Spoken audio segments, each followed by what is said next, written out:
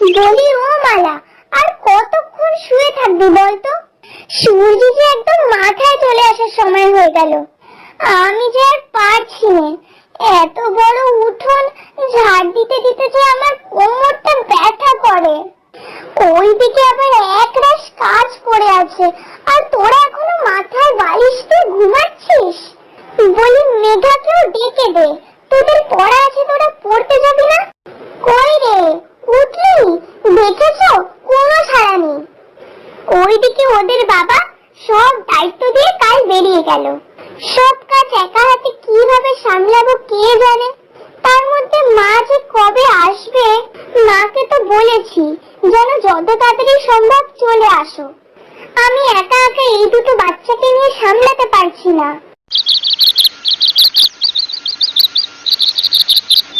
উফ মা গো মা, এ কই রে তোরা? বেরো রে, একটু বাইরে আয়। এই বাক্সখানা নিয়ে আর পারা যাচ্ছে না। সেই কোন ভোরবেলা থেকে হেঁটেই চলেছি, টেনেই চলেছি এই বাক্সটা। এই বয়স্ক মানুষটার পক্ষে কি এই জিনিসটা টানা সম্ভব বলতো? ছেলেটারও তো কোনো আক্কেল জ্ঞান হলো না, এত বড় একটা বাক্স আমার হাতে ধরিয়ে দিল। উফ, আয় রে। ওমা মা, ওমা দেখো দিদুন এসেছে, তাড়াতাড়ি বাইরে এসো। ও দিদুন, তুমি ভালো আছো গো? দাও দাও, বাক্সখানা আমাকে দাও, আমি নিয়ে যাচ্ছি। এই এই দাঁড়া দাঁড়া দাঁড়া, শট ছবি নামায়, শট। উফ মা গো মা, এই মরণ বাড়িতে ঢুকতে না ঢুকতে এই পোড়া মুখের দর্শন হয়ে গেল আমার। ভালো লাগে না। এই কই রে, এই শ্যামা, তাড়াতাড়ি বেরো তো। সে কি মা, তুমি ওকে এমন কথা বলছো কেন? ও যে বড্ড দুঃখ পাবে। তুমি আসবে বলে সে সকাল থেকে পথ চেয়ে বসে আছে, আর তুমি কিনা ওকে দূর দূর করে ঠেলে দিচ্ছ। কি যে করো না মা। ঠিক আছে ছাড়ো, যাকে যাক। আসো আসো, ঘরে আসো। দাও বাক্সখান দাও দেখি। সত্যি মানে শ্যামা, তুই না সে আগের মতনই থেকে গেলি জানিস তো। তুই কি আর কোনোদিনই বদলাবি না নাকি? এ জানে। ও মেঘারানী, কি করো? ভালো আছো তো মা? তুমি এরকম চুপটি করে দাঁড়িয়ে আছো কেন? আসো আসো আসো, এখানে আসো। আমার সোনা দিদি, দেখি তো আমি তোমার জন্য কি এনেছি। এই নাও, এটা ধরো। এটার মধ্যে নাড়ু, মুরকি এইসব আছে। এগুলো সব তোমার জন্য, ঠিক আছে?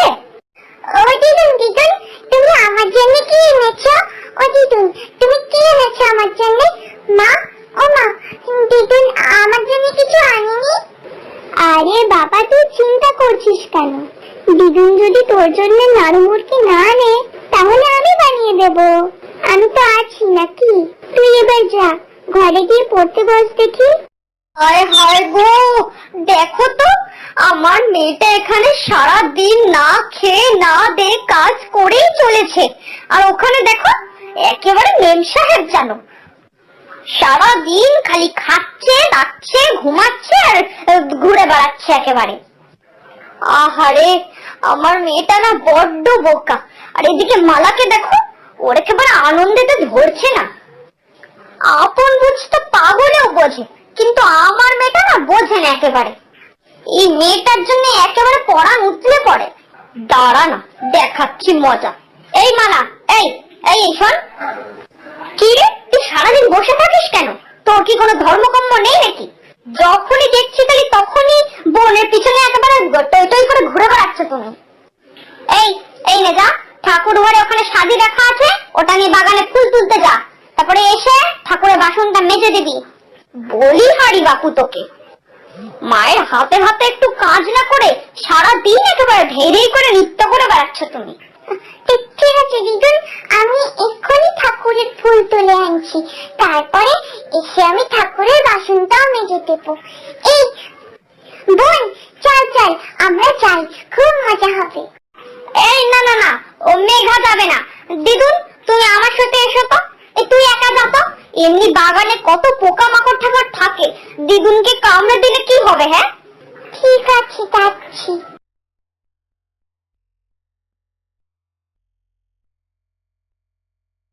দিদুন, তুমি আমার সাথে এসো, আমি তোমাকে নাড়ু মুরগি খাওয়াবো। হ্যাঁ, আসো আসো।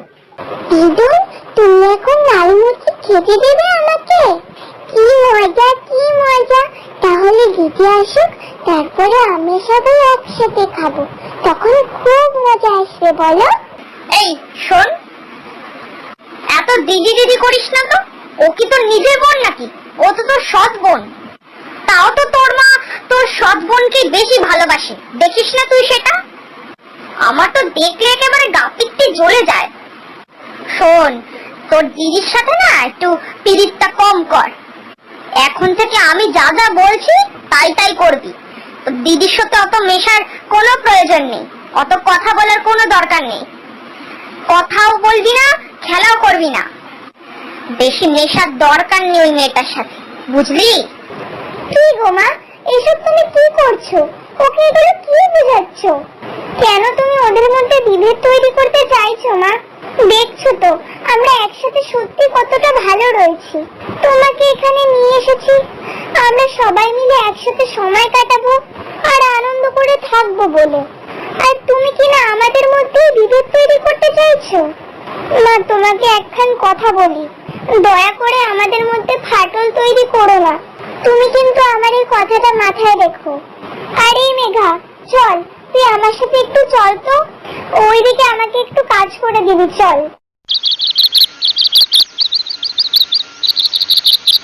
সে কি দেখছিস শ্যামা? তুই মালাকে বড় মাছের মুড়োটা দিলি আর মেঘাকে লেজা খানা। বাহ, এ তোর কেমন বিচার রে? নিজের পেটের মেয়েকে তুই লেজা দিলি আর সতীনের মেয়েকে তুই মাছের মুড়ো দিলি। বাহ, বেশ ভালো বিচার তো। এত ভালোবাসা তোদের কোথা থেকে আসে রে? না, তুমি যেটা জানো না সেটা নিয়ে কথা বলো না তো। মালা সবসময় বড় মাছের মুড়ো খেতে ভালোবাসে আর মেঘা মাছের লেজা খেতে ভালোবাসে। তাই বাড়িতে বড় মাছ আসলেই মালাকে মাছের মুড়োটা দিই আর মেঘাকে দিই মাছের লেজাটা। সেজন্য আজকেও আমি তাই করেছি। আর মা, তুমি বারে বারে ওদের সামনে এই বাজে কথাটা বলছো কেন গো? মেঘা না হয় একটু ছোট, কিন্তু মালা, ও তো একটু বড় হয়েছে নাকি? ও তো কিছুটা হলেও বুঝতে শিখেছে। ওর সামনে এইসব কথা বললে খুব খারাপ লাগে। মা, এইসব কিন্তু আর কখনো করো না, বলে দিচ্ছি। আমার এই দুই মেয়ে মালা আর মেঘা, এদের দিয়ে আমি সত্যি খুব সুখী আছি।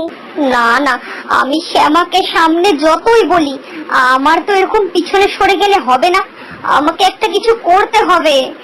আরে আমার চুল তো আর এমনি এমনি পাকেনি, এরকম অনেক দেখেছি ভালোবাসা। পরে শ্যামা যখন বুড়ি হয়ে যাবে, ওর এই আদরের মালাই না ওর বিরুদ্ধে দাঁড়াবে, আর তখন ওর মেঘাকে দেখতে পারবে না।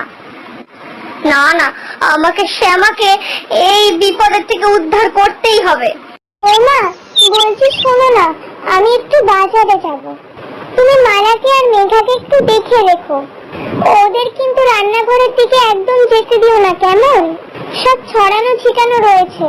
আর যাই হোক, আমি এসে রান্না বসাবো।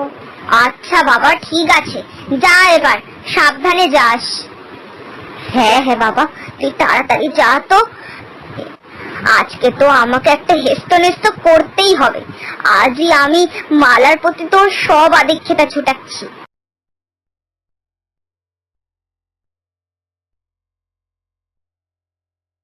এই মালা, শোন তো একবার। আমার ডাকছো দিদুন? কিছু বলবে তুমি? বলবো তো অবশ্যই, সাধে তো আর তোকে ডাকেনি। এই শোন, তোকে একটা কথা বলি, মন দিয়ে শুনবি। তুই কি জানিস, তুই যাকে মা বলে ডাকিস সে যে তোর আসল মা না। তোর আসল মা তোকে জন্ম দেওয়ার সময় মারা গিয়েছে।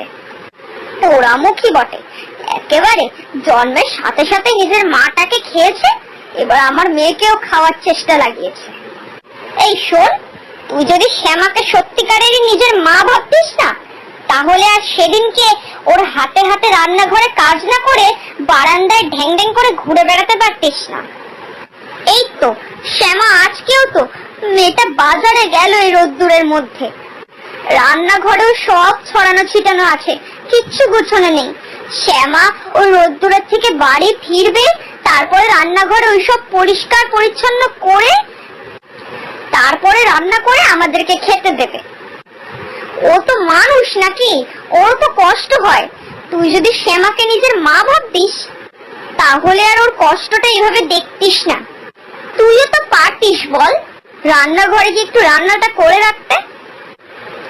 যাকগে যাক, তোকে বলে বরঞ্চ কোনো লাভ নেই।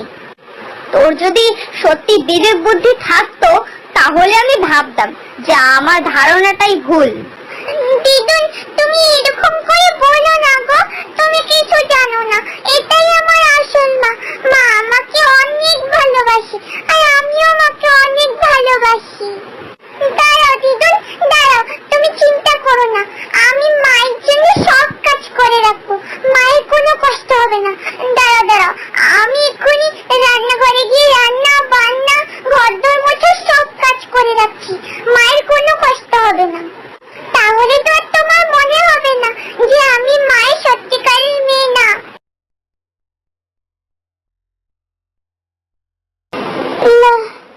আজকে বড্ড দেরি হয়ে গেল ফিরতে ফিরতে। রান্নাঘরে ঢুকে আগে রান্নাটা চাপিয়ে দিই। এই কি, রান্নাঘরে এত ধুয়ো কেন? উনুন কে ধরালো? মা, উনুন ধরালো নাকি? এ কি মালা, তুই রান্নাঘরে কি করছিস? বটি নিয়ে না, তুই কি করছিস? তুই উনুন ধরিয়েছিস নাকি? উফ, এইসব দেখে যে মাথাটা একেবারে আগুনের মতন গরম হয়ে যাচ্ছে। তুই বটি নিয়ে রান্নাঘরে একা একা আগুন জ্বালিয়ে কি করছিস? তোর দিদুন কোথায়? মা, ও মা, এইদিকে এসো একবার। কোথায় গেলে তুমি? না মা, আমি আজকে কিছুতেই উঠবো না। দিদুন আমাকে বলেছে আমি যদি তোমাকে সত্যিকারের মার মতো ভালোবাসি তাহলে আমি তোমার হাতে হাতে সব কাজ করে দিতাম। মা, আমি তো তোমার হাতে হাতে কোনো কাজই করে দিই না, কিন্তু বিশ্বাস করো আমি তোমাকে খুব ভালোবাসি। তুমি তুমি আমার সত্যিকারের মা। হায় রে পাগলি মেয়ে আমার, তোকে কে বলেছে যে তুই আমাকে কতটা ভালোবাসিস তার জন্য প্রমাণের প্রয়োজন? আরে মামের ভালোবাসা তো অন্তরের সৃষ্টি রে, এর কোনো ব্যাখ্যা হয় না। জন্ম দিলেই কি শুধু মা হওয়া যায়? এই কথা তোকে কে বলেছে শুনি? তুই আমার মেয়ে, আমার সোনা মেয়ে। তোর কোনো কাজ করতে হবে না, তোকে কোনো কিছু করে বোঝাতে হবে না যে তুই আমাকে কতটা ভালোবাসিস। চল এখন এখান থেকে চল। কি অবস্থা করেছিস নিজের? কি রে, এত মা মা করে গলা ফাটাচ্ছিস কেন? কি হলো আবার? মা, আমি সত্যি ভাবতে পারছি না যে তুমি আমার মা। দেখো তো তোমার জন্য মেয়েটার কি অবস্থাটা হয়েছে। অতটুকু বাচ্চাকে এত হিংসে করা যায় মা? ওর মুখের দিকে চেয়ে দেখো তো, কত মায়া। মা মরা মেয়ে, ওকে তো আরো ভালোবাসা উচিত। তুমি কেমন ভাবে পাচ্ছ মা ওর মনে বিষ ঢুকাতে, ওর উপরে এমন ভাবে অত্যাচার করতে? হ্যাঁ, তুমি ওকে কেন ভালোবাসার পরীক্ষা দিতে বলেছ? শ্যামা, এইসব তুই কি বলছিস? তুই বুঝতে পারছিস না নাকি? আরে আমি এসব তোর ভালোর জন্যই করছি রে। আমি তোর আর তোর মেয়ের ভালোর জন্যই এসব করেছিলাম, এটা বোঝার চেষ্টা কর। মাথাটা এভাবে গরম করিস না। মা থামো এবার, এমন ভালো তুমি দয়া করে করো না। তোমাকে পত্র লিখে এখানে ডেকে এনেছিলাম কেন কি আমরা সবাই মিলে একসাথে আনন্দে দিন কাটাবো বলে। আর সেই জায়গায় তুমি আমার সংসারে এসে আমার সংসারটাকে নষ্ট করতে চাইছো। এবার ছাড়ো মা, অনেক হয়েছে। তুমি আজই বাড়িতে চলে যাও, আমার আর দরকার নেই। আমি আমার দুই মেয়েকে নিয়ে ঠিক যে কোনো ভাবে একটা দিন কাটিয়েই ফেলবো। তুমি বুঝবে না আমাদের সম্পর্ক, আমাদের মা মেয়ের সম্পর্ক তুমি কোনোদিনই বুঝবে না। তাই তোমার এখানে থেকে কোনো লাভ নেই। আর তুমি একটা কথা কান খুলে শুনে রাখো, মালা কিন্তু শুধু আমার মেয়েই না, ও কিন্তু আমার ঘরের লক্ষ্মী। ওর জন্যই আমি এই সংসারে এসেছি। আর ওর গুরুত্ব যে আমার কাছে কি সে তুমি কোনোদিনই বুঝতে পারবে না। যাকগে যাক, অনেক হয়েছে। আমার এত ঝগড়া অশান্তি করে লাভ নেই। তুমি আজকে বিকালের মধ্যেই বাড়ি যাওয়ার ব্যবস্থা করো। আমার আর তোমাকে এই সংসারে কোনো দরকার নেই।